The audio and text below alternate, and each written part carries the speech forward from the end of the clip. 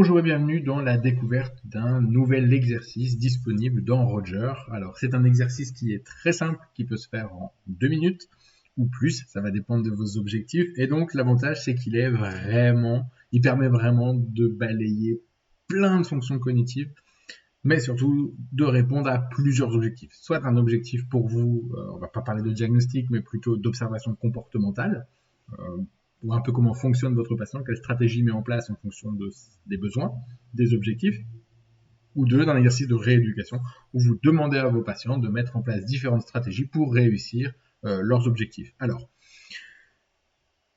très simplement, la petite histoire, c'est qu'on va simplement suivre cet avatar qui va se balader dans la maison, et donc on a au choix la possibilité de demander au patient de le suivre le plus rapidement possible, et d'essayer de balayer très rapidement l'environnement au niveau du regard pour justement essayer de voir ce que le patient est capable d'encoder, d'observer dans l'environnement quand ça va très vite.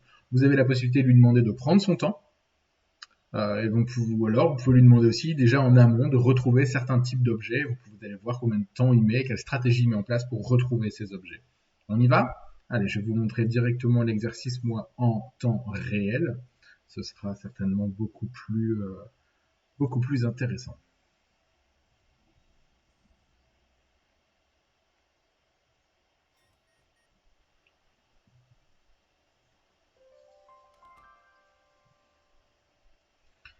Donc ici, on va lancer en 3 phrases l'histoire. Bonjour, vous tombez bien, vous allez pouvoir m'aider.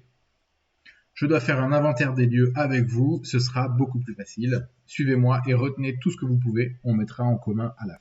Donc là, voilà, ça c'est le premier objectif. On le suit et on met en commun tout ce qu'on a vu. Donc là, je peux aller très vite. Voilà, je le suis, j'ai des objets qui apparaissent dans mon champ visuel, je les observe, je les encode.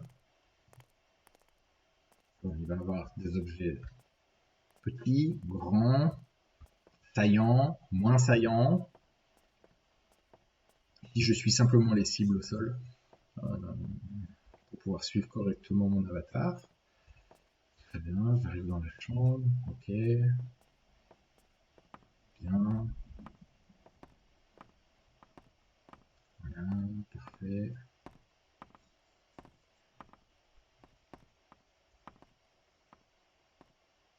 Bien. Et là maintenant, on a plusieurs choix.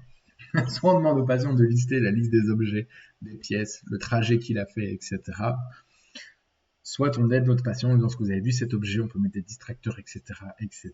Ou bien on peut même directement faire le chemin inverse avec le patient et ici de faire apparaître des objets à droite comme à gauche. Alors on va voir qu'il y a différents éléments intéressants à prendre en compte dans cet exercice, puisque à la base je l'ai vraiment orienté spécifiquement pour tout ce qui était héminégligence.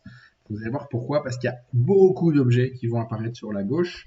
On va pouvoir jouer sur des aspects de proximité ou de distance qui vont être extrêmement intéressants et enrichissants pour comprendre un petit peu d'où vient la NSU du patient et quels sont les objets ou les environnements qui lui posent problème. La différence de la 2D, c'est que la 2D, on n'a pas de plan de profondeur, donc on ne sait pas si ce sont les objets proches ou à distance du patient qui posent problématique. Donc ici j'arrive, donc déjà, première information que je peux avoir sur mon patient, c'est est-ce qu'il a bien vu l'avatar partir à gauche? Donc ça, déjà, première information. Ensuite, comment il va s'orienter? Est-ce qu'il va s'orienter gauche ou, pour certains patients, droite pour gauche? Alors ici, j'arrive ici, je vois que là, déjà, voilà, est-ce que le patient, il a vu cet objet-là? Alors, il est vert, il est quand même saillant par rapport à l'environnement. Voilà. Ou bien est-ce qu'il va plus facilement voir le marteau parce que le marteau, il est dans son champ de vision dès le début.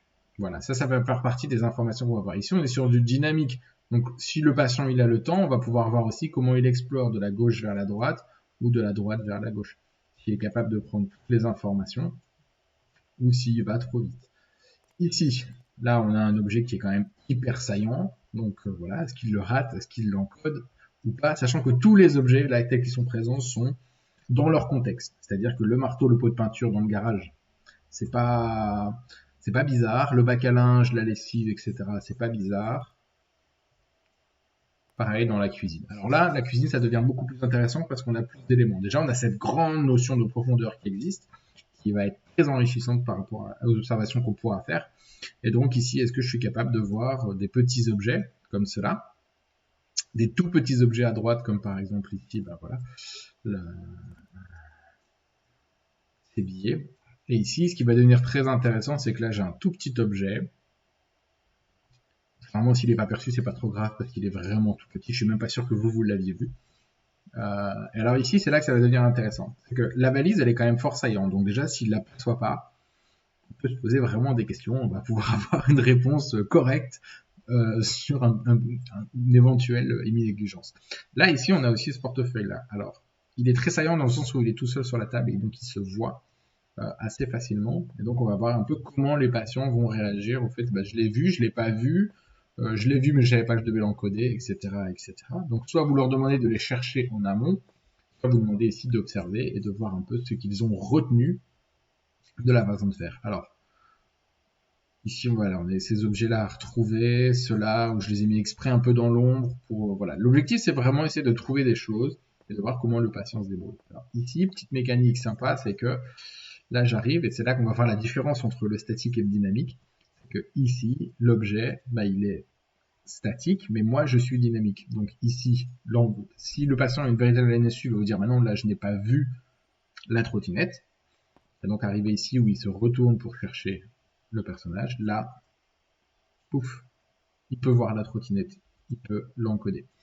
Par contre, du coup, il se surfocalise pas dessus et pas sur le chapeau et la lampe de torche qu'on voit qui sont ici, et ensuite il va aller comparer ces éléments-là. Donc on va pouvoir jouer sur différents tableaux, à savoir mémoire épisodique si je lui précise pas en avance qu'il doit encoder, sinon capacité d'apprentissage. On va jouer sur le visio-spatial, le quoi, le où, même le quand au début, au milieu, à la fin. On va pouvoir lui mettre des distracteurs à la fin en lui demandant ce que vous avez vu ces objets-là, pas vus, et qu'il va faire un choix. On va pouvoir l'indicer. On va pouvoir, en fonction du temps qui lui a été laissé, voir si on n'a pas un oubli à mesure aussi des objets qui étaient présents. On va pouvoir surtout traiter tout ce qui va être autour de l'émi-négligence, dans la perception de la profondeur, des objets qui sont loin ou proches. Est-ce qu'on va avoir une différence? Comment le patient va se comporter? Est-ce qu'il va chercher par la droite? Est-ce qu'il va chercher par la gauche? Voilà, tous ces éléments-là, donc sur 5 minutes grand max, on va pouvoir avoir énormément d'informations. Et du coup, en rééducation, on va pouvoir aussi segmenter et travailler ça avec lui. Voilà, vous rentrez dans une pièce, comment vous allez chercher à découvrir cette pièce, les objets qui sont présents, et leur utilité, etc. Et comment vous allez pouvoir travailler et vous retrouver dans des nouveaux environnements et prendre pleine connaissance de cet environnement-là sans vous tromper. Voilà, donc ça c'est un exercice qui est disponible dans Roger. Vous avez vu, il est très très rapide, mais il permet surtout d'extraire énormément d'informations.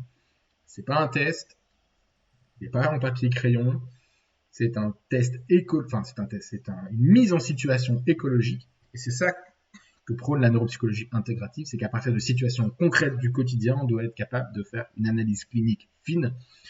Là, bon, c'est pas le cas d'un patient puisque c'est moi, mais j'essaie de vous montrer qu'il est tout à fait possible à partir d'une situation, en fait, d'observer des choses cliniques et des choses qui seraient très intéressantes de mettre en place et d'analyser dans des bilans